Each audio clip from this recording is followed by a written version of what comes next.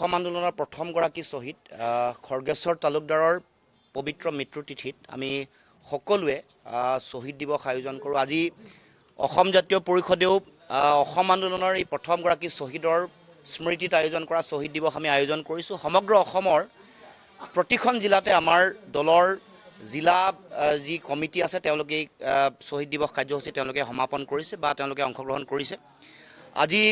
এই শুভ দিনটোত মই প্ৰথমে আমাৰ অসম আন্দোলনৰ প্ৰথমগৰাকী শ্বহীদ খৰ্গেশ্বৰ তালুকদাৰৰ প্ৰতি গভীৰ শ্ৰদ্ধাঞ্জলি জ্ঞাপন কৰিছোঁ। তাৰ লগে লগে 860জন শ্বহীদৰ প্ৰতিও মই গভীৰ শ্ৰদ্ধা নিবেদন কৰিছোঁ। অসম আন্দোলনৰ যিসকল ব্যক্তিয়ে তেওঁলোকে পংগু হ'ল, গুলীবিদ্ধ হ'ল, যিসকল নাৰী ধৰ্ষিতা হ'ল, সকলোলৈকে মই মোৰ তৰফৰ পৰা আমাৰ দলৰ পবিত্ৰ মঞ্চৰ পৰা আন্তৰিক শ্ৰদ্ধা জ্ঞাপন কৰিছোঁ। যিসকল এতিয়াও জীৱিত অৱস্থাত আছে তেওঁলোকৰ সুস্বাস্থ্য কামনা কৰিছোঁ। আমি সকলোৱে জানো যে ঐতিহাসিক অসম আন্দোলন আজি এই পবিত্ৰ দিনটোতে যেতিয়া প্ৰথমগৰাকী শ্বহীদ খৰ্গেশ্বৰ তালুকদাৰৰ মৃত্যু হ'ল, সেই সময়ত নিৰ্বাচন কেন্দ্ৰিক যেতিয়া আবিদা খাতুনৰ মনোনয়ন পত্ৰ দাখিল কৰি ঘূৰি গৈছিল ভৱানীপুৰত, আপোনালোকে জানে যে KPS গিলৰ নেতৃত্বত পুলিচ বাহিনীয়ে নৃশংসভাৱে বিভিন্ন এই গণ আন্দোলনত জড়িত বিভিন্ন মানুহক মাৰপিট কৰিছিল। মাৰধৰ কৰাৰ ফলত ভৱানীপুৰত এটা কুঁৱাত পৰি এইগৰাকী প্ৰথম শ্বহীদৰ মৃত্যু হৈছিল, আপোনালোকে সকলোৱে জানে। গতিকে সেই দিনটোৱেই সমগ্ৰ পৃথিৱীৰ ঐতিহাসিক ছাত্ৰ আন্দোলন অসম আন্দোলনৰ আৰম্ভণিৰ দিন বুলি আমি সকলোৱে ভাবোঁ। কিন্তু আমি সেই আন্দোলনৰ মূল লক্ষ্যটো আছিল যে অসমত অবৈধ বিদেশীৰ যি আগ্ৰাসন, এই বিদেশীয়ে অসমৰ মাটি ভেটি আমাৰ ভাষা কৃষ্টি সংস্কৃতিলৈ সংকট নমাই আনিছে, আমাৰ ৰাজনৈতিক অধিকাৰ, আমাৰ সামাজিক ভৱিষ্যতলৈ সংকট নমাই আনিছে। এই গোটেই কথাটো আমি প্ৰতিৰোধ কৰিব লাগে আৰু বিদেশী চিনাক্তকৰণ কৰি তেওঁলোকৰ নাম ভোটাৰ তালিকাৰ পৰা কৰ্তন কৰি তেওঁলোকক বিতৰণ কৰিব লাগে। এইটো আছিল অসম আন্দোলনৰ মূল লক্ষ্য। কিন্তু আমি দেখিলোঁ যে আমাৰ অসম আন্দোলনৰ 855জন শ্বহীদৰ ত্যাগৰ পিছতো বিদেশীসকলৰ নাম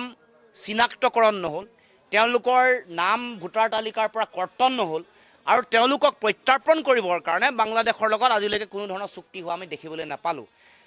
ঐতিহাসিক অসম আন্দোলনৰ পৰিসমাপ্তিত আপোনালোকে সকলোৱে জানে যে অসম চুক্তি স্বাক্ষৰিত হ'ল। চুক্তিত অসমৰ ভয়াৱহ বিদেশী নাগৰিকৰ সমস্যা সমাধান আৰু আমাৰ বিভিন্ন সমস্যাসমূহৰ সমাধানৰ বাট তাত দি থৈ গৈছিল। ৰাষ্ট্ৰীয় নাগৰিকপঞ্জী উন্নীতকৰণকে ধৰি অসম চুক্তিৰ 6 নম্বৰ দফাৰ যোগেদি সাংবিধানিক ৰক্ষা কৱচ দি আমাৰ মানুহৰ যাতে ভৱিষ্যত সুৰক্ষিত হয় তাৰ কাৰণে কিন্তু তাত বিধি আছিল, বিভিন্ন ধৰণৰ ব্যৱস্থাৱলী আছিল। কিন্তু আমি দেখিবলৈ পালোঁ যে অসম চুক্তিৰ 6 নম্বৰ দফা কাৰ্যকৰী কৰিবৰ কাৰণে দিল্লীয়ে তেওঁলোকে সমিতি গঠন কৰি প্ৰতিবেদন লোৱাৰ পাছতো আজিলৈকে প্ৰতিবেদন গ্ৰহণ নকৰিলে, কাৰ্যকৰী কৰিবৰ কাৰণেতো কোনো ব্যৱস্থা গ্ৰহণ নকৰিলে, আজিলৈকে প্ৰতিবেদন তেওঁলোকে গ্ৰহণ নকৰিলে। গতিকে মই ভাবোঁ যে অসমৰ অবৈধ বিদেশীৰ আগ্ৰাসনৰ সমস্যাটোক লৈ দিল্লী কেতিয়াও চিন্তিত নহয়, চিৰিয়াছ নহয়। অসমৰ ৰাইজক বা অসমৰ জনগণক দিল্লীয়ে তেওঁলোকৰ নিজৰ সহোদৰ বা এখন সংবিধানৰ অন্তৰ্গত তেওঁলোকৰ একে নাগৰিক বুলি নাভাবে, দ্বিতীয় শ্ৰেণীৰ নাগৰিক বুলি ভাবে। সেইকাৰণে অবৈধ বিদেশী নাগৰিকৰ আগ্ৰাসনটো তেওঁলোকে চলি থকাটো তেওঁলোকে বিচাৰে বা সেইকাৰণে আজিলৈকে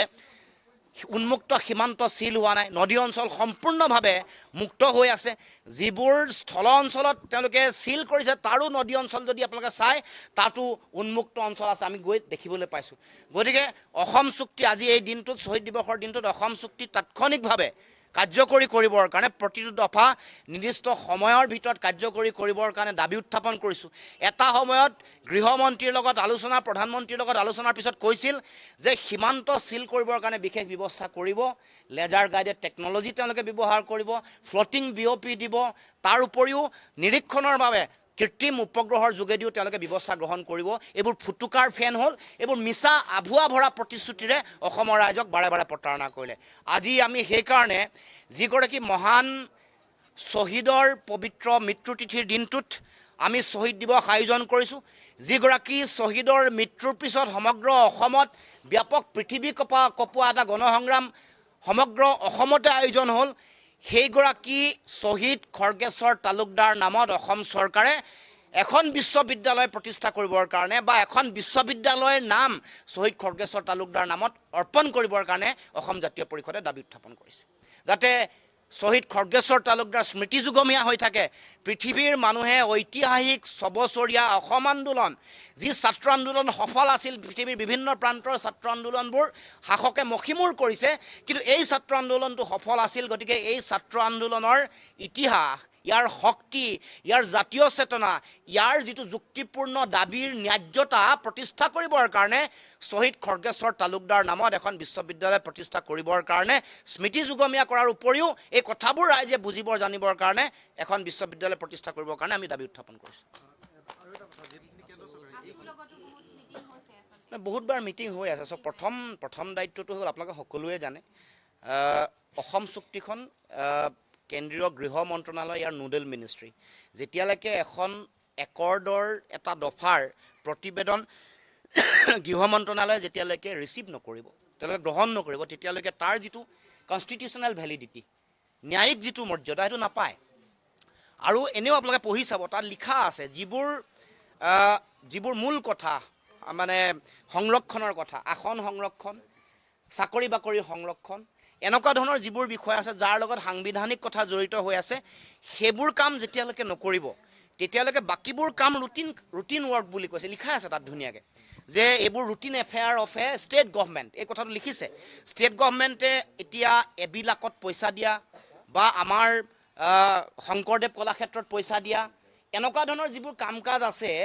বেলেগ অনুষ্ঠান গঢ়ি তোলা এইবোৰ আচলতে ষ্টেট গভৰ্ণমেণ্টৰ ৰুটিন এফেয়াৰ এইটোক লৈ কোনো ধৰণৰ ঢাক ঢোল বজাই বাহ লৈ কোনো কাম নাই মূল কথাটো হ'ল যে আমাক যিবোৰ মূল কথা যিবোৰ কাম কৰিলে আমাৰ অসমৰ খিলঞ্জীয়া মানুহৰ ভৱিষ্যত সুৰক্ষিত হয় কাৰণ ৭১লৈকে বিদেশী লৈছোঁ সেইকাৰণে ৫১লৈকে থকা কাৰণ সমগ্ৰ দেশত কাট অফ ইয়াৰ ৫১ গতিকে ৫১লৈকে থকা নাগৰিক বা খিলঞ্জীয়া মানুহৰ নিৰাপত্তা নিশ্চিত হ'ব লাগিব গতিকে ৫১ৰ ওপৰত ভিত্তি কৰি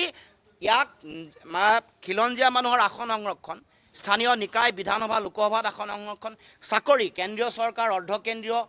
ৰাজহুৱা খণ্ডৰ চাকৰি সকলোতে যাতে সংৰক্ষণৰ বিশেষ ব্যৱস্থা হয় সকলো পৰামৰ্শ বুলি বিপ্লৱ শৰ্মাৰ প্ৰতিবেদন দিয়া হৈছে আনকি মাটি ভেটিৰ কথাও মাটি ভেটিৰ কেনেকৈ সংৰক্ষণ পাব উদ্যোগ প্ৰতিষ্ঠান কেনেকৈ পুনৰুজ্জীৱিত কৰিব সকলো কথা বিধি ইয়াত দিয়া হৈছে এইখন গ্ৰহণ কৰি কেন্দ্ৰীয় চৰকাৰে তাৎক্ষণিকভাৱে কাৰ্যকৰী কৰিব লাগে আৰু অসম চৰকাৰে নিজৰ ৰুটিন কামবোৰ কৰি থাকিব লাগে সেইটোক লৈ তেওঁলোকে কৃতিত্ব ল'ব বিচাৰিব নালাগে ৰুটিন কাম কৰি থাকিবলৈ দিল্লীক মুখ্যমন্ত্ৰী আজি শ্বহীদ দিৱসৰ দিনটোত মুখ্যমন্ত্ৰী হিমন্ত বিশ্ব শৰ্মাক আহ্বান জনাইছোঁ